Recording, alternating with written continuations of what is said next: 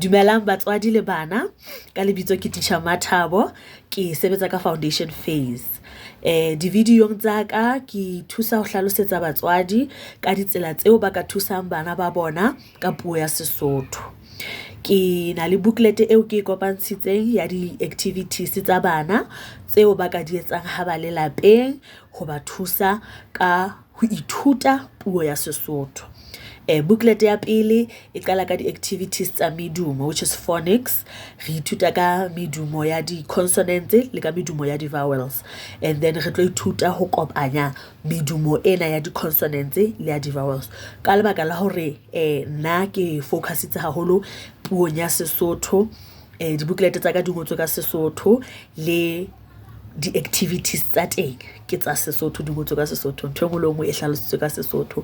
But if o na le interest ya maybe o hloka thuso ka English le teng nka o thusetsa, but main focus ya ka ke Sesotho. Ka thabela tshehetso ya lona batswadi, ke a leboha.